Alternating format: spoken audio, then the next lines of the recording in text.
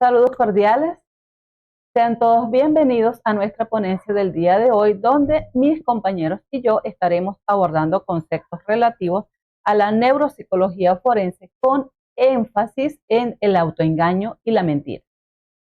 El material ha sido elaborado por Ramírez Javier, Sucre María Estefanía, Vita Angie y quien les habla, Gladys Gal. Hemos sido acompañados durante todo este proceso por nuestro docente, la doctora Gloria América Torres. Iniciamos.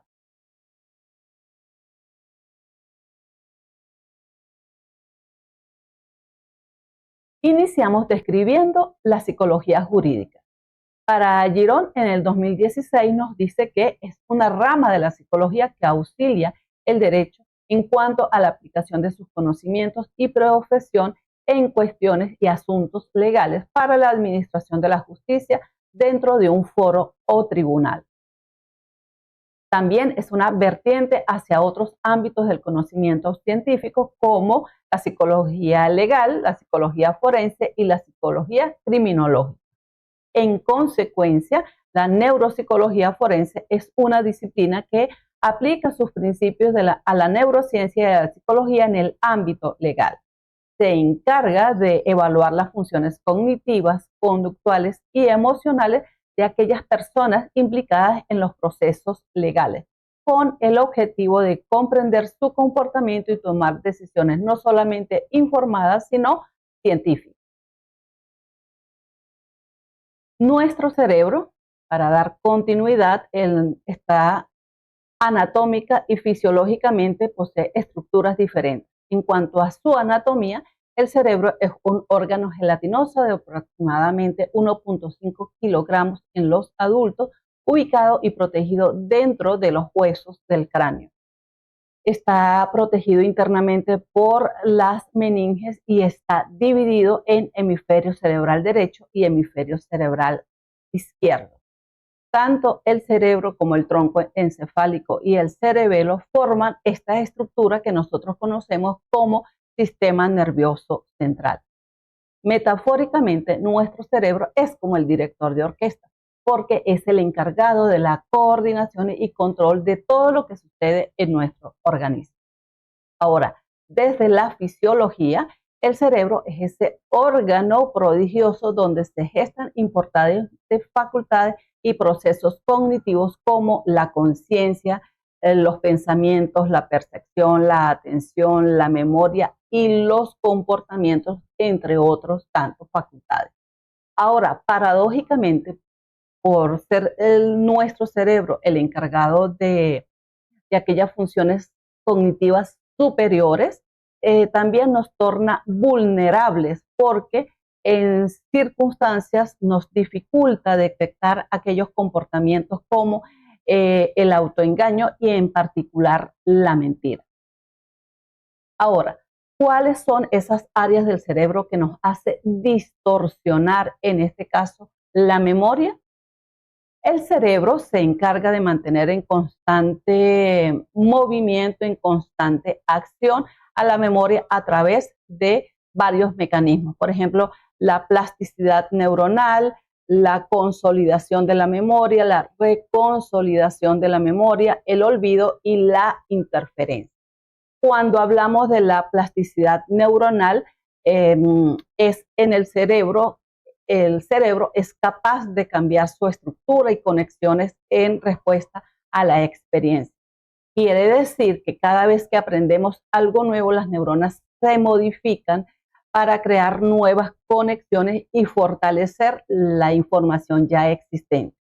En cuanto a la consolidación de la memoria, cuando aprendemos algo nuevo, la información se almacena temporalmente a nivel de la estructura del hipocampo y con el tiempo esta información se transfiere a otras áreas cerebrales donde se consolida y se convierte en memoria a largo plazo.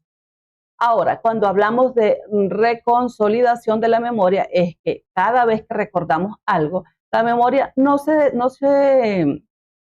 recupera de forma pasiva, sino que se reconstruye de forma activa. Significa que la memoria puede ser modificada por nuevas experiencias y por las emociones. En cuanto al olvido, el olvido no es un fallo del sistema cerebral, al contrario, es un proceso adaptativo que permite al cerebro eliminar información irrelevante o redundante para poder almacenar nueva información, nuevo proceso de información. En cuanto al proceso de interferencia, la memoria puede verse afectada por interferencia de otras memorias. Esto suele ocurrir cuando dos memorias son similares o cuando se aprenden en un corto periodo de tiempo. Todos estos mecanismos permiten que la memoria sea un proceso dinámico y flexible que se adapta según sean las experiencias y las necesidades del individuo. Luria, en 1979, en su obra sobre memoria y atención, nos dice que los lóbulos frontales son como un sistema de planeación, regulación, supervisión y control de los procesos psicológicos complejos, que van a permitir coordinar y seleccionar múltiples procesos cerebrales como la fluidez, la búsqueda de la información en momentos claves, memorizar información, resolver problemas según el grado de complejidad y, por si fuera poco, la metacognición como una función cerebral es un recurso estratégico como sucede en los casos de la mentira. Continuando con la corteza prefrontal como la responsable de aquellos procesos cognitivos superiores y como la responsable de lo que es la organización de la mentira, en ella se encuentran dos áreas, el área dorsolateral y el área ventromedial. En el área dorsolateral está descrito que se asocia con actividades cognitivas como planificar, la memoria de trabajo, la flexibilidad cognitiva, la formación de conceptos, la atención selectiva, el razonamiento, control y modelado de la conducta. En cuanto a las zonas ventromediales, allí se dan los procesos de interpretación y la toma de decisiones a partir de juicios sociales y éticos, sobre todo cuando estamos bajo presión y en casos específicos cuando nos encontramos bajo juicios de índole legal. Continuando, afirmamos que producto de los hallazgos de la neuropsicología, la psicología forense encontró en los estudios del testimonio las bases científicas para consolidarse como campo de intervención en el derecho, basándose en estudio de variables como la confianza del testigo, latencia de la respuesta, los procesos de decisión, la descripción de personas y sucesos. Esta práctica ha permitido el uso de técnicas como el polígrafo, el estudio de neuroimágenes y la participación de un equipo interdisciplinario en las áreas de la biología evolutiva. Dentro de ellas, pues, abarca también la genética, la psicopatología y la lingüística, entre otras tantas. Los primeros trabajos se iniciaron con la investigación sobre la distorsión de la percepción en los testigos, sobre todo en los testigos presenciales, donde hubo identificación del culpable en la simulación de ambientes controlados como son los laboratorios y formas de recuperar la información sobre los diversos delitos. Para concluir mi ponencia, debo afirmar que es la corteza prefrontal la que debe integrar diversos procesos cognitivos para llevar a cabo una mentira exitosa, sobre todo cuando se trata de juicios y delitos a nivel de derecho. De esta manera, le doy el pase a mi compañera Angie, quien va a continuar con parte de la información. Saludos cordiales. Quien les habla, su servidora Angie Vita. En este orden de ideas que se ha venido desarrollando, conversemos un poco sobre las limitaciones en la investigación del testimonio. Desde hace aproximadamente 10 décadas se realizaron avances significativos en el estudio del testimonio. Sin embargo, en tiempos actuales aún existe cierto abuso de métodos estadísticos en cuanto a la validación de las hipótesis anteriormente expuestas por mi compañera Gladys. Por consiguiente, la gran parte de los casos carecen de modelos teóricos que validan el origen de las distinciones de las percepciones o recuerdos de falsas declaraciones. Y por si esto no fuera suficiente, se prescinde de la investigación del funcionamiento del cerebro en estos estudios. En función de ello, es propicio aclarar que todas las personas tienen distintos recuerdos y percepciones, que dependen entonces directamente de las alteraciones de ciertos estados de su actividad cerebral, como la vivencia de algún acontecimiento temático o bajo amenazas que atenten contra su vida. Hasta el momento se carece de la obtención de parámetros confiables que propicien la distinción entre un fenómeno que distorsiona la percepción, el engaño, el autoengaño y la mentira. A raíz de esto, se considera que es prudente preguntarse ¿por qué entonces los seres humanos mentimos? Ahora bien, abordemos el testimonio y la mentira.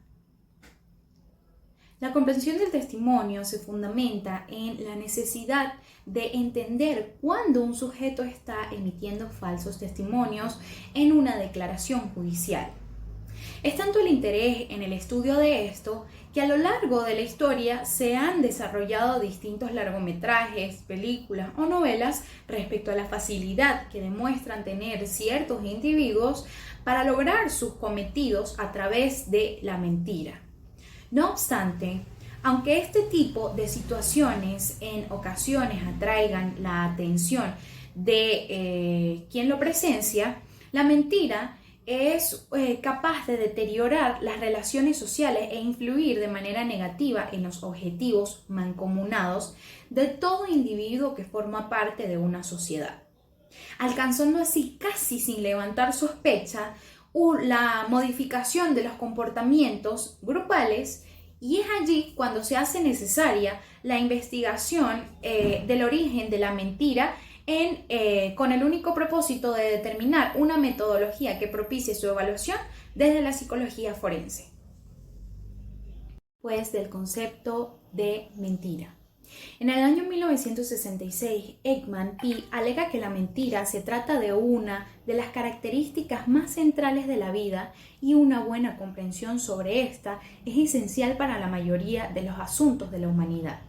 Desde el psicoanálisis se han desarrollado diversas hipótesis. Entre ellas, indica que el término define el comportamiento que inicia en la infancia, es decir, en los 4 años aproximadamente, como mecanismo de evasión del castigo que ejercen las figuras paternas, aunque también en casos de deprivación afectiva, pues estudios demuestran que aquellos sujetos que en la infancia fueron víctimas de maltrato a través de la mentira o el engaño, adoptan este mecanismo de forma habitual para responder frente a relaciones interpersonales. Ahora bien, de acuerdo a Winnicott, un pediatra psicoanalista, no sería más que un comportamiento vinculado a problemas propios de las relaciones afectivas humanas que forman parte del desarrollo de la identidad de la humanidad y que parte de la infancia temprana, como resultado de una falsa construcción del self. Mitiga entonces la angustia que se crea por expectativas paternas con la que lidia a lo largo de su desarrollo. Resulta complejo aún desde las profesiones forenses detectar la personalidad antisocial, pues generalmente son estos sujetos quienes se desenvuelven en contextos típicos dentro de la sociedad en general, cumpliendo así con mecanismos de autoengaño que les lleva a alcanzar las expectativas de esta y su propia moral, utilizándolo como un justificativo para las conductas inaceptables, aunque a su vez conserven límites para no ponerse en situaciones de confrontación con las normas establecidas, adaptándose con facilidad y creando mundos alternos cuando no son capaces de satisfacer sus propias aspiraciones. En sí, viviendo de apariencias. Por otro lado, la mentira también se puede presentar como un proceso natural del desarrollo afectivo y cognitivo que los sujetos requieren para su adaptación social, pues esto resulta ser algo innato de los seres humanos, ya que en ocasiones el hecho de no mentir resulta casi inconcebible por algunos grupos sociales, debido a que es una forma conductual aprendida en la sociedad y utilizada en casos donde se necesite ganar ventaja o algo deseado, por miedo al castigo, por diversión, por culpa, vergüenza o bien como un mecanismo de defensa ante el ego. Finalmente, conversemos un poco sobre el engaño como mecanismo evolutivo de las especies. Sorpresivamente, la biología evolutiva propone que el engaño no es una conducta exclusiva de los seres humanos, sino también de otras especies. Pero sí lo es la mentira, que puede resultar o no ser una condición necesaria para el desenvolvimiento de los seres humanos, de las relaciones interpersonales. De este modo, si así fuese, todos los seres humanos seremos propensos a mentir en diferentes contextos. A partir de estos, entonces, ¿cómo se reconocería el motivo para que esto fuese condenado o cómo se sabría si esto es una verdadera amenaza para la sociedad, al punto de tener que sancionarla? Concluyendo en que solo con ignorar las señales de engaño se evadirían las causas por las que sería una presa fácil por alguna condición desfavorable. El genoma del chimpancé y el ser humano. Las relaciones entre los chimpancés y los humanos es pues muy fascinante, a su vez compleja, y aunque nosotros como seres humanos compartimos un ancestro de hace millones de años, pues nuestras especies siguieron caminos evolutivos diferentes, pero a su vez están interconectados. Han hecho numerosos estudios y observaciones y se han descubierto pues sorprendentes similitudes entre nosotros los humanos y los chimpancés. Los chimpancés como los humanos primeramente somos primates y compartimos un alto porcentaje de nuestro ADN. De hecho, se cree que nuestra secuencia genética es casi idéntica, o sea, es de un 98.7%, pues entonces estamos muy cerca en las características. Y una de las similitudes más notables es la de la comunicación. Pues al igual que los humanos, los chimpancés utilizan una variedad de señales y vocalizaciones para expresar emociones, para solicitar ayuda y para comunicarse entre sí. Y además ambos tenemos la capacidad de aprender a través de la imitación, lo que nos ha permitido desarrollar complejas habilidades sociales. Otra similitud sorprendente que tenemos es la capacidad para utilizar herramientas. Pues los chimpancés han demostrado habilidades al igual que nosotros los humanos, y pues también a pesar de que existen similitudes, existen también diferencias, ¿no? Y una de las principales es nuestra capacidad para el lenguaje y el pensamiento abstracto. ¿Okay? Mientras los seres humanos hemos desarrollado lenguajes complejos y la capacidad de reflexionar sobre conceptos abstractos, los chimpancés se comunican principalmente a través de gestos y sonidos simples. El sueño REM y la evolución del cerebro. El sueño REM, que es ese sueño de movimientos oculares rápidos, se puede considerar como una fase de transición entre el sueño y la vigilia, y durante el cual pues se producen los sueños. Parece estar implicado en el fortalecimiento de las memorias implícitas relativas y a las habilidades. El cerebro asimila toda la información durante el día, pero es transitoria y necesita como que un espacio para almacenarla. Cuando dormimos, estos datos aprendidos son conducidos de un lugar a otro y se almacenan en circuitos nerviosos dentro del cerebro y luego en forma de sustancias químicas. Los cerebros jóvenes, incluidos los de los niños, pasan por periodos claves de plasticidad o reestructuración durante pues lo que se desarrolla, lo que sería la visión, el habla, las capacidades motoras o sociales. El sueño REM representa el 25% del ciclo del sueño y ocurre por primera vez entre 70 y 90 minutos después de dormirse. Dado que los ciclos del sueño se repiten, se entra al sueño REM varias veces durante la noche. Durante el sueño REM, el cerebro y el organismo se organizan y es cuando se sueña. La esquizofrenia y la evolución del lenguaje. La esquizofrenia es Es un grave trastorno mental que afecta a más de 21 millones de personas en todo el mundo. Suele comenzar en la adolescencia y pues dura toda la vida de la persona. Por lo general tiene variaciones temporales. Su clínica es variada y además de ser compleja.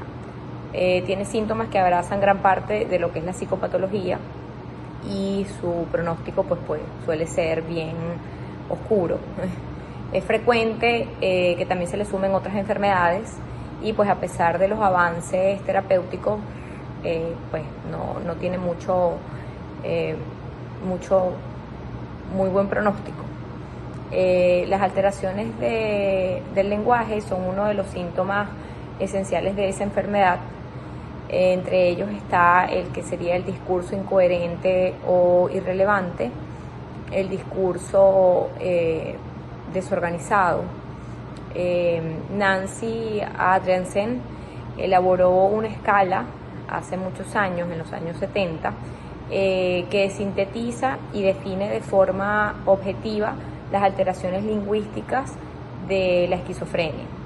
Y estas definiciones pues derivan de la experiencia clínica, que pues utilizan un enfoque empírico y evitan hacer inferencias sobre los procesos subyacentes del pensamiento. Pues alguno de las afectaciones de la esquizofrenia en el lenguaje sería pues un habla poco fluida, un lenguaje perseverativo y un lenguaje ininteligible o incoherente. La transformación del autoengaño en la mentira. El autoengaño se da en aquellas situaciones en las que nos convencemos a nosotros mismos de una realidad que es falsa, pero lo hacemos de manera inconsciente. La diferencia entre la mentira y el autoengaño se encuentra en que en la mentira, pues la persona no está diciendo la verdad, pero está consciente de que no está diciendo la verdad. Gianetti lo describe como ese proceso de negar o no racionalizar la relevancia o importancia de oponer la evidencia al argumento. El autoengaño no es en sí mismo algo patológico, ¿ok? Pero bueno, sabemos que pues, quien miente y quien se miente a sí mismo prácticamente queda condenado. El impacto del autoengaño es grandísimo en las personas. Estas personas que están atrapadas en esto pues se encuentran siempre en dificultades para enfrentar y aceptar sus propias emociones, así como para establecer una relación genuina consigo mismo y con los demás. Este es un patrón de evasión y negación de la realidad que puede resultar en una sensación constante de vacío y de falta de sentido a la vida. Las personas a veces pueden sentirse desconectadas de sus propios deseos y necesidades y experimentar dificultades para encontrar propósito y satisfacción en sus acciones. Pues aquí tenemos en la lámina que pues mientras la mentira consiste en engañar al otro, el autoengaño es mentirte a ti mismo, y esto hace que mantengas falsas creencias o ilusiones de las que uno tiene apego. Hola a todos, soy Javier Ramírez. Hoy les hablaré sobre el sueño y el autoengaño, la programación de respuestas emocionales, el detector de mentiras y las mentiras y el descontrol emocional. Son muchas de las concepciones existentes acerca del sueño. Sigmund Freud hablaba de que los sueños son como una representación del subconsciente en cuanto a los deseos reprimidos. Otros hablan del simple hecho de ser un estado fisiológico de reposo, y algunos más por lo contrario recalcan que no siempre es un estado de reposo, pues como tal, la actividad física y mental nunca cesa durante el sueño. Lo cierto es que muchas veces en los sueños aparecen representados un montón de elementos que no siempre son expuestos en la realidad. Allí se guardan entonces todas las fantasías, deseos y reprimendas que no hemos logrado llevar a cabo. Y es aquí donde entra la concepción de autoengaño, pues cualquiera que sea el sueño sigue siendo una representación de algo que no está pasando, pero que nos gustaría que pasara, o un simple reflejo del agobio de todos los días. Es por esta razón que Alfred Adler decía: los sueños tienen la función de autoengañarnos. Entonces, y en teoría, el autoengaño surge del sueño, y lo que hace que este asunto se siga repitiendo son los circuitos cerebrales que se ven involucrados durante el proceso. No obstante, el autoengaño funciona como un mecanismo de protección del ser, mediado por reacciones inmunológicas y subordinado por la corteza prefrontal del cerebro. El sueño y la programación de respuestas emocionales. Lo primero a destacar en este punto es saber que durante el sueño el cerebro no es capaz de recibir información del entorno, así como también se da la inhibición de las capacidades motoras, motivo por los cuales las áreas conectadas con la mitad posterior y la mitad frontal de este maravilloso órgano hace que se posterguen sus debidas actividades. Sin embargo, si existe actividad en el área ventromedial de la corteza prefrontal durante el sueño, esta activación podría ser responsable en parte de la integración y regulación que realizan los sistemas emocionales. ¿Qué es lo que realmente significa esto? Que la activación previamente nombrada es la responsable de la programación de patrones de respuesta emocional involuntarios que, sorprendentemente, se crean durante el sueño. A nivel biológico, se dice que las partes del cerebro involucradas en la selección, atención y expresión motora durante la vigilia son las mismas partes que durante el sueño se emplean para la función y consolidación de la información. Cuando esta información llega a ser rechazada por el cerebro, el sueño atenúa respuestas emocionales para hacerlas digeribles al sistema consciente. Es como otra especie de mecanismo de protección, como el que expliqué en la lámina previa. El detector de mentiras. Ante la presentación de un tema como este, en el que ya hemos hablado del autoengaño y la programación de respuestas emocionales, se hace propicio hacer breve mención al detector de mentiras. Seguro ya tendrán una idea de cómo funciona el polígrafo, la máquina que registra alteraciones en la frecuencia cardíaca, la respiración y la respuesta galvánica de la piel. Se supone que con el registro y posterior estudio y análisis de estos elementos se puede tener un indicio acerca de las mentiras que pueda decir una persona. El polígrafo ha sido usado por las ciencias forenses para intentar verificar la credibilidad de un testimonio. No obstante, y con el progresivo avance de la tecnología, se espera que en un futuro no muy lejano, el polígrafo sea sustituido por la tecnología de imagen cerebral, pudiendo emplear parte de los preceptos del sueño, el autoengaño y las funciones emocionales de las que ya he hablado anteriormente, para verificar la falsedad de un testimonio. Las mentiras y el descontrol de las emociones. Estos elementos están proporcionalmente asociados, pues existe la idea en la que se cree que si mentimos, nuestras emociones se descontrolan. No obstante, se supone que si una persona va a decir una mentira, es porque es capaz de ejercer cierto control sobre sus propias emociones para poder decirla. Estudios recientes revelan que las personas que mienten realizan un esfuerzo adicional a nivel cerebral en la corteza prefrontal que las personas que no mienten. Esto se realizó a través de una tomografía de emisión de positrones. Podría irse evidenciando, a medida que sigue evolucionando en la tecnología, en escáneres cerebrales, que las mentiras activan ciertas áreas del cerebro. Según una investigación del Instituto Max Planck, ha podido escanear las intenciones humanas a través de la tecnología de imagen cerebral. La técnica consiste en darle seguimiento a la actividad de la corteza prefrontal en el momento en el que alguien genera una determinada intención. Este descubrimiento les ha hecho pensar que se puede construir una máquina cuya función resida en leer los patrones cerebrales de las personas antes de que ejecuten una acción, pudiendo reconocer cuando alguien se encuentre mintiendo. Independientemente del método que se use para verificar si un testimonio es o no es falso, una mentira generará cambios a nivel emocional porque la persona que lo dice sabe que se está exponiendo. ¿Qué ocurriría si no se tuviera ese miedo o autoengaño dentro de un ser humano? ¿Podría ser más o menos vulnerable? ¿Sería capaz de mentir con más facilidad? La respuesta es subjetiva. El miedo es necesario para la sobrevivencia y el autoengaño es usado para defenderse de aquello que es intolerante para el cerebro. Por lo que cualquier modelo que se quiera crear para detectar falsedad en los testimonios deberá funcionar conociendo los patrones cerebrales que sostienen las intenciones humanas. Conclusiones de esta exposición. En lo que respecta a detectar la falsedad en un testimonio, aparte de detectar las intenciones, es sumamente necesario tomar en cuenta la variedad de comportamientos que existen que pueden obrar en lo que respecta al autoengaño, así como otros fenómenos de distorsión en cuanto a la percepción. ¿Por qué es necesario esto que estoy planteando? Lo podemos ilustrar con el siguiente ejemplo. Un sujeto con esquizofrenia se encuentra imposibilitado para mentir debido a su enfermedad, pero no para autoengañarse a sí mismo. Si esto fuese así, entonces el primer parámetro de descarte que debe existir es que una persona no caiga en mentira, sino en autoengaño. Igualmente, ambos elementos pueden producir el mismo efecto en cuanto a las relaciones sociales. La diferencia es que con el primero sabemos que estamos engañando y con el segundo ignoramos que lo estamos haciendo. Ignoramos que engañamos a los demás. También es conveniente evaluar el modo en el que una mentira puede convertirse en autoengaño, no solo para nosotros mismos, sino también el impacto que causa para algún grupo social.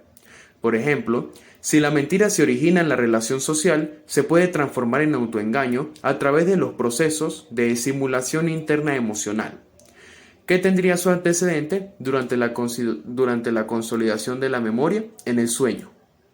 Y si se toma en cuenta el sueño como la forma más antigua de autoengaño, la mentira podría ser la exteriorización de los procesos comunicativos originados en el sueño, que buscan una salida por medio o a través de la conducta. A diferencia de los animales, los seres humanos empleamos mecanismos de autoengaño para construir mundos alternos a la estimulación externa. La corteza prefrontal como elemento biológico en sí ha posibilitado ampliar la percepción y la expresión emocional, haciendo aún más sofisticados los mecanismos de engaño y autoengaño. Un fenómeno que parte de la evolución y que nos hace tener una característica de la cual carecen otros seres vivos. Muchas gracias.